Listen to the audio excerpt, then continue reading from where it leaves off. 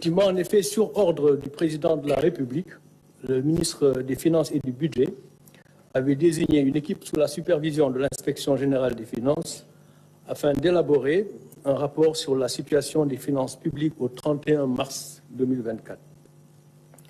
Le rapport a été établi en application de la loi 2012-22 du 27 décembre 2012 qui a transposé dans notre ordonnancement juridique la directive de l'UEMOA portant code de transparence dans la gestion des finances publiques.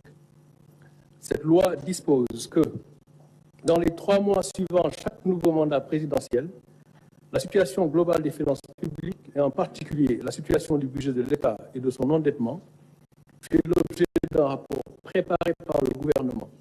Ce rapport, audité par la Cour des comptes, est publié dans les 3 mois suivants.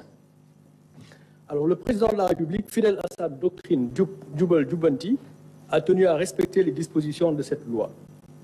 C'est pour lui et le gouvernement une exigence de transparence, d'abord vis-à-vis des populations, mais également vis-à-vis de nos partenaires et des marchés financiers qui font confiance au Sénégal et qui devront continuer à nous faire confiance. Cet exercice de transparence et de reddition des comptes est également une nécessité pour en tirer les conséquences objectives, notamment pour le référentiel des politiques publiques en cours de finalisation pour opérationnaliser le projet. Alors, les constats. Le rapport sur la situation des finances publiques a révélé que la dette publique du Sénégal et les déficits budgétaires ont été plus élevés que publiés par les autorités sortantes et communiqués à nos partenaires durant la période 2019-2023. Le déficit budgétaire a été annoncé à une moyenne de 5,5% du PIB sur la période 2019-2023. Mais en réalité, il a été en moyenne de 10,4%, soit près du double. La dette publique a été annoncée en moyenne à 65,9% du PIB durant la période 2019-2023. Mais en réalité, elle a été en moyenne de 76,3% du PIB en raison des déficits publics plus élevés que publiés. Ainsi, à fin 2023, par exemple, la dette de l'État central, hors secteur parapublic, est à 15 664 milliards, soit 83,7% du PIB, alors qu'elle était annoncée à 13 772 milliards, ou 73,6% du PIB. Il s'agit donc d'un supplément de dette contractée et non publiée de près de 1 892 milliards, soit 10% du PIB de plus. Cette dette supplémentaire est principalement due à des tirages sur des prêts projets sur financement extérieur et des prêts contractés auprès des banques locales de façon non transparente. Sur la période 2019-2023, les tirages sur ressources extérieures non inclus dans les déficits ont été en moyenne de 593 milliards annuellement et les prêts bancaires non inclus dans les déficits en moyenne de 179 milliards annuellement. Alors, juste pour expliquer, lorsqu'on parle de tirage donc sur ressources extérieures ou de prêts bancaires qui ont été contractés et dépensés de façon non transparente, en principe, donc, ces dettes devraient se retrouver dans les dépenses. Donc, dans les dépenses et donc dans le financement. Dans le financement de ces dépenses et donc dans la dette.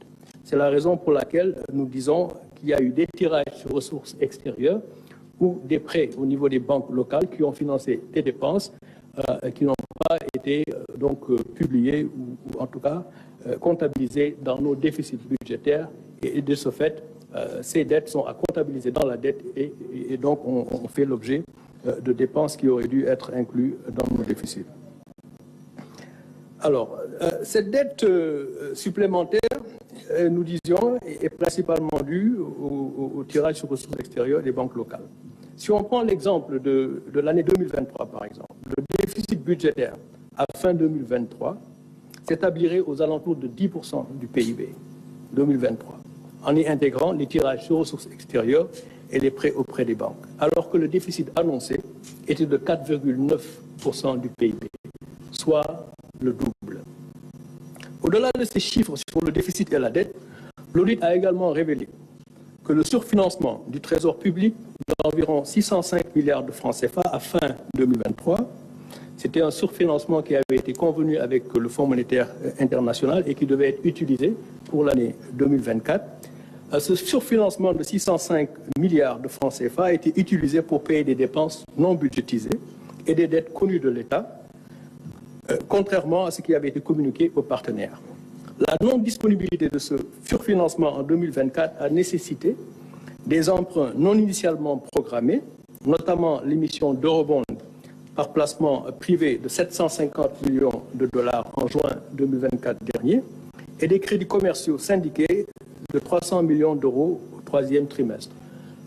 Encore une fois, pour clarifier, il y avait un montant de 605 milliards donc de francs CFA de surfinancement qui devait être disponible en 2024, n'est-ce pas, pour un certain nombre d'obligations.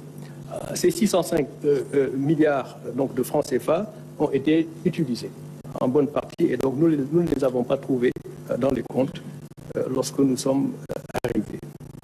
Donc en conséquence et en attendant la finalisation de l'audit des finances publiques, le gouvernement avait décidé de ne pas porter le dossier du Sénégal au Conseil d'administration du Fonds monétaire international suite à leur mission de revue de juin 2024.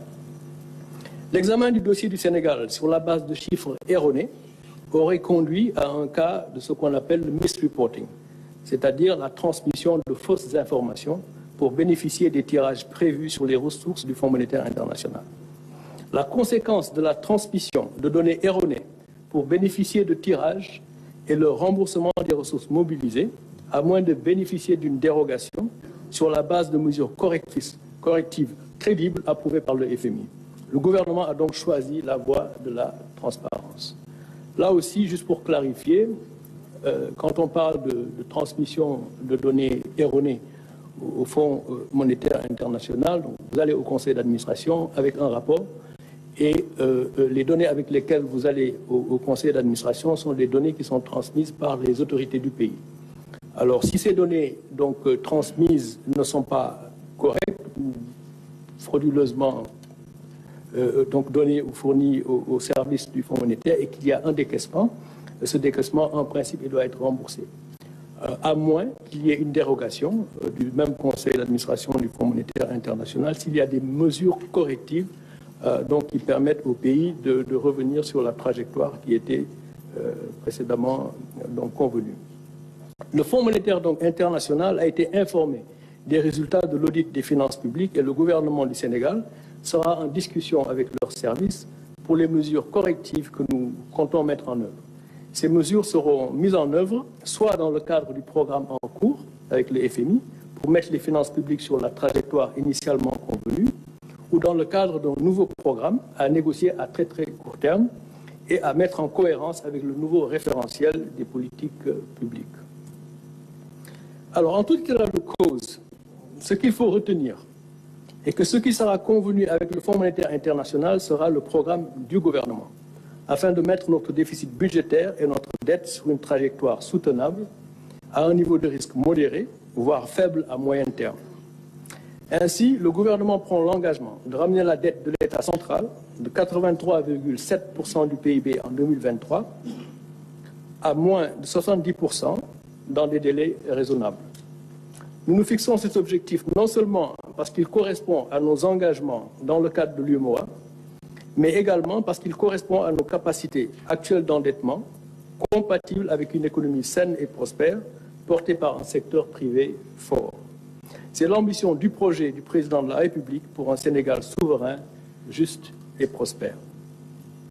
En effet, la croissance moyenne sur la période 2014-2023 a été d'environ 5% malgré les déficits budgétaires effectifs d'une moyenne de 10% du PIB, donc 2 fois qu'annoncé. On a eu une croissance moyenne de 5%, on a annoncé un déficit budgétaire en moyenne de 5%, mais ce déficit budgétaire a été en réalité de 10% en moyenne. Cela veut dire que l'action de l'État par l'endettement n'a pas été efficace.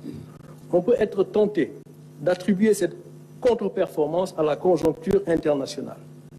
Mais la faiblesse constatée de la croissance n'est en réalité qu'un retour à nos performances historiques d'une croissance de 4% hors pétrole et agriculture.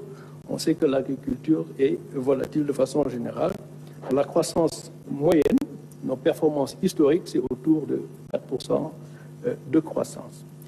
En effet, la croissance du PIB non agricole, donc lorsqu'on enlève la partie agricole qui est un peu volatile, la croissance du PIB non agricole a commencé sa décélération depuis 2018, donc bien avant la Covid et la guerre russo-ukrainienne. Et cette croissance atterrira en 2024 à moins de 4% du fait de la faible croissance du premier trimestre liée à la situation politique qui prévalait. Alors donc, je disais tout à l'heure que nos performances historiques, c'est en moyenne de 4% de croissance. Le premier trimestre, il y a eu une forte décélération, on le sait tous, à cause de la situation politique qui a prévalu. Et la croissance va reprendre donc, pour les 3 trimestres qui suivront, mais va atterrir à une moyenne qui sera certainement 4% ou moins à cause des performances du premier trimestre. Alors donc, le Sénégal en est donc au même point qu'avant 2012-2023. En ce qui concerne la croissance, il n'y a donc pas lieu de s'alarmer outre mesure. Il faut regarder l'avenir. Le plan Sénégal émergent, dans son plan d'action prioritaire 2014-2018, avait indiqué que des investissements publics massifs étaient nécessaires pour jeter les bases d'une forte croissance et les plans d'action 2018-2023, au-delà des relances post-Covid, prévoyaient que le secteur privé prenne le relais de la croissance. Tel n'a pas été le cas, étant donné la vérité des chiffres. Autrement dit, dans, disons, les 12 dernières années, dans la première moitié, le premier mandat, il a été question de beaucoup investir en s'endettant pour jeter les bases d'une croissance beaucoup plus forte. Et le secteur privé devait prendre le relais. C'est vrai, il y a eu la crise de la Covid et il y a également eu la crise russo-ukrainienne. Mais disons qu'il demeure que le secteur privé n'a pas pris le relais de la croissance et le déficit budgétaire dans cette stratégie a été le double de ce qui a été annoncé. Néanmoins, la croissance a été donc en décélération depuis 2018, donc bien avant les 2 crises qui ne peuvent pas être utilisées comme prétexte de ce point de vue.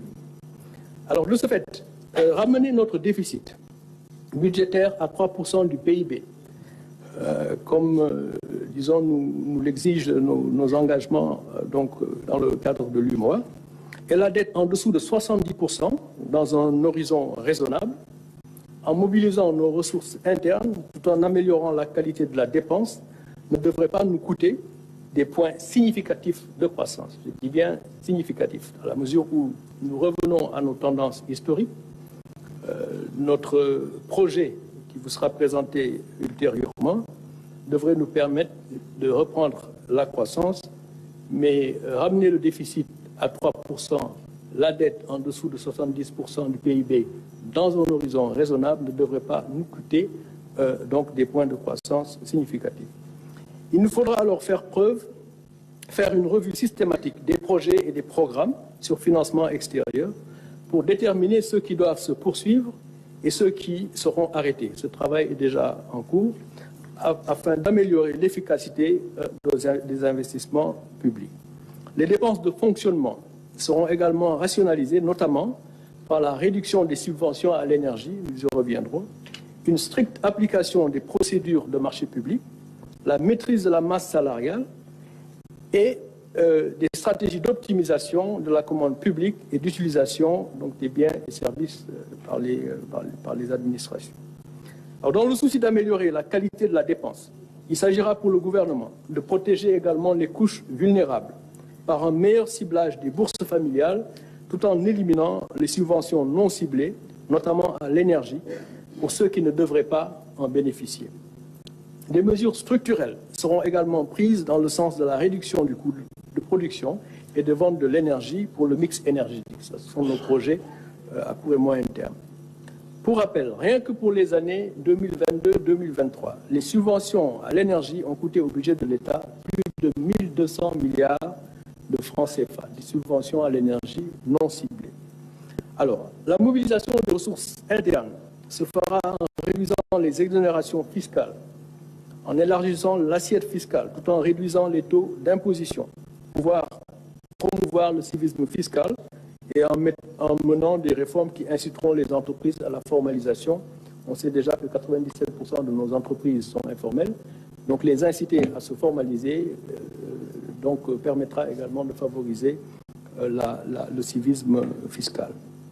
Cela va jeter les bases de finances publiques saines, gage d'une souveraineté budgétaire retrouvée, pour mieux accompagner le secteur privé. Alors, comme Monsieur le Premier ministre le disait tout de suite, ce point de presse n'est pas le lieu de discuter des détails du référentiel des politiques publiques, dont le premier draft en cours de finalisation circule déjà, mais il vous sera présenté le 7 octobre prochain. Je vous remercie, Monsieur le Ministre.